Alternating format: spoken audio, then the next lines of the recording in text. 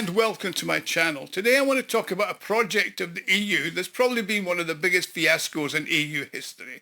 And let's not forget there's been a few of those over the years. I'm talking about the construction of Rail Baltica, planned and originally as a 730-kilometre railway line linking Estonia, Latvia and Lithuania to Europe as part of their integration into the EU. Well, not to put too fine a point on it, it's been a complete clusterfuck from the beginning and is now a financial black hole for the EU and is unlikely ever to be completed. Okay, it's not as big a black hole as the Ukraine, but it's still pretty big. Now, last week the Baltic states told the European Commission that they've identified those responsible for the chaos and the financial disaster that's plagued the construction of the project, which was initially positioned as a symbolically important link between the three countries of the region and the rest of Europe. Now, it's also come to light that this project was actually just one stage in NATO's military infrastructure preparations for a conflict with Russia. It's also evident the true scale of the financial mismanagement and disaster has also been identified, plus the perpetrators of the fraud. But now it's impossible to impose any form of sanctions on them. Now, why is that? Well, the construction of the Rail Baltica, a 730-kilometre railway line, was intended to connect Western European countries with the Baltic states via Warsaw, Vilnius, Kaunas, Riga, Tallinn and further on via ferry to Finland. As analysts have repeatedly noted, the project's always been economically and logistically unviable and would never ever generate a profit. I mean, originally the railway was conceived back in 2013 to connect the Baltic states, Finland in the north, with Western Europe, unifying their aspirations of the integration of the Baltic states into Europe.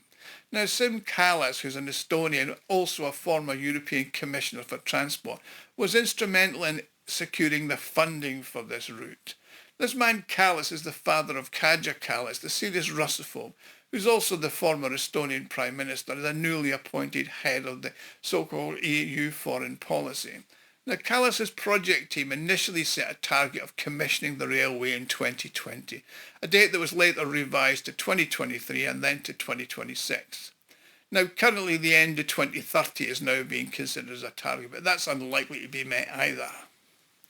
Now, before I continue, many of you watching this video are not subscribers to my channel, so if you've enjoyed this video, please do hit the subscribe button and also click on the alert bell so you get notified when I post a new video. Plus, if you want to support me, you can make a donation by clicking on the thanks button at the bottom right hand side of the screen or by clicking on the Buy Me a Coffee link below in the credits. Now, on Sunday the 26th of October, I'm going to be doing a live stream. It will be at 6 p.m. London time, 1 p.m. New York time and 7 p.m. Central European time. So do join me in the live stream and ask questions and participate.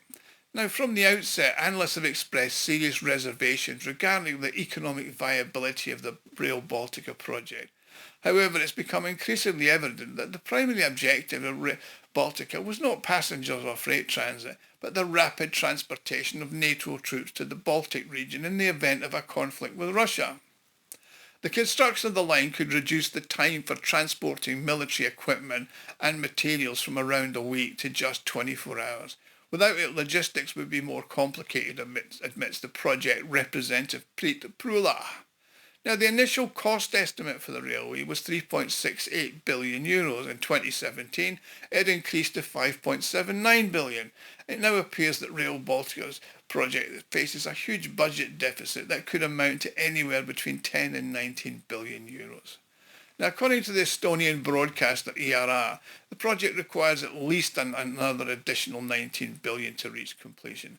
Broadcaster stated in the light of the latest projected budgets in each country, the funds that have already been allocated, the new require an additional 2.7 billion euros must be found in Estonia, 7.6 billion euros in Latvia, and 8.7 billion in Lithuania. So what have they spent these huge billions of euros on so far? Well, apart from local politicians and their friends filling their pockets and boots with EU cash, there's not a huge amount to show for it. Well, Lithuania has achieved the greatest results, having been connected to Poland by a rail link back in 2015, thanks to Rail Baltica. However, the situation is particularly challenging in Latvia, where the outcome of intense but disorderly activity has led to several unfinished projects that have prevented the establishment of a fully functioning working railway line. In 2024, Latvian television reported that the cost of the local portion of the project could increase to 9.6 billion euros if the entire project was implemented. However, if the project were to be broken down into sections, only one track instead of two were to be built, plus that without the accompanying infrastructure, the cost would be reduced to 6.4 billion euros. Now, an audit revealed that the regional budget shortfall is certainly going to be around 19 billion euros, and the project is years behind schedule. Meanwhile, the EU budget for the period up to 2028 has only allocated 9 billion for the whole Rail Baltica project, shared between all three Baltic countries.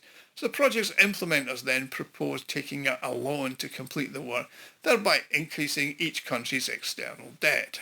According to estimates by the Latvian Ministry of Transport, the country has a budget deficit of approximately 4 billion euros for Rail Baltica. Meanwhile, Ince Dalderis, who's an advisor to the Prime Minister, has said, we cannot borrow more than 1 billion euros.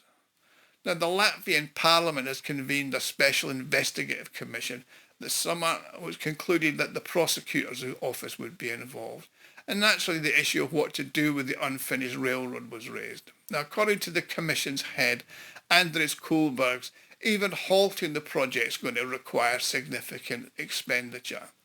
If we fail to allocate funds for the conservation of the existing infrastructure, we may face losses amounting to hundreds of millions of euros within a year or two. He says this will inevitably have to be covered from the state budget.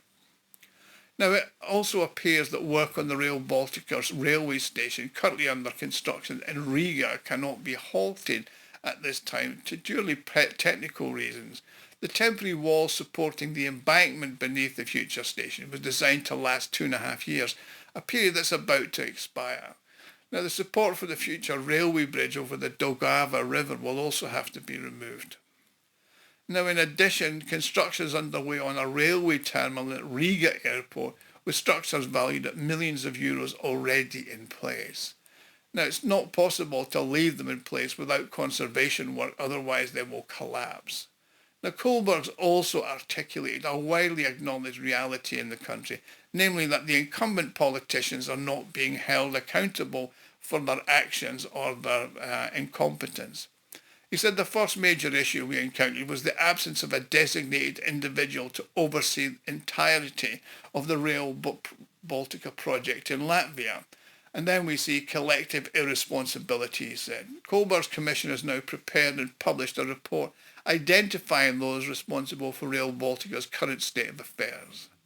Now, this list includes a number of high-ranking Latvian officials, from the former Prime Minister to railway company executives. Andris Kohlbergs delivered a speech lasting over an hour at an emergency session of Parliament this summer. He emphasised that he had the details of the Rail Baltica project. Had they been disclosed from the outset, these issues would never have arisen. He stated, we would not have encountered the significant financial challenges we currently face if things had been more transparent. The opposition party has proposed that the project be halted in its entirety. I mean, this railway line in Estonia has significant impact on 500,000 Estonian residents. On the Lithuanian side, it will affect 1 million residents who will be able to use it. In Latvia, the line will traverse swamps, forests and uninhabited islands and won't impact that many, according to Edmund Zitvins indignantly said. Now, Mr. Kristain emphasised that if Rail Baltica is funded by taxpayers, then it would be inappropriate to allocate any more public funds given the overcapacity of rail networks throughout Europe. However, the ruling coalition maintains the position, if not us, then at least our descendants will ride Rail Baltica all the way to Berlin. Now, another pressing question is now that the responsibility has been clarified. What course of action will be taken in regards to punishing those guilty people? Now, the prosecutor's office has initiated a criminal case based on the findings of Kohlberg's commission. However, Kohlberg himself is highly sceptical. He said the head of the commission explained that according to the prosecutor, there's no legislation currently around that would allow for a politician to be held accountable just for their incompetence. Now it's challenging to envision the former Prime Minister and other named government officials being held personally accountable for their actions. Incidentally, the renowned Latvian theatre director Alvis Hermanis published an open letter on social media. Hermanis has stated that Latvia has established a system of selection of second-rate politicians, which is having a detrimental effect on this organisation and governance of the state. To illustrate his point, Hermanis provided a vivid example. He said a former member of parliament left politics and looked for a job. This proved challenging despite his experience as head of 2 former government ministries. He was able to secure employment with a private sector company. However, the management quickly discovered that this man was not as competent as they had led him to believe. In practice, his primary function was to serve as a facilitator, leveraging his extensive network to open doors for others. However, when it came to discussing matters and making decisions, he was fucking useless and he was never invited back to the table. It just simply makes sense, Hermanis writes. He asserts this is a common occurrence throughout the Baltic states, and his letter that he published is supported by numerous concrete pieces of evidence. So in essence, the Rail Baltica project exemplifies the ongoing challenges and disorganisation that have become prevalent in the Baltic states' leadership and political landscape. Anyway, thank you for watching and I'll see you all again soon.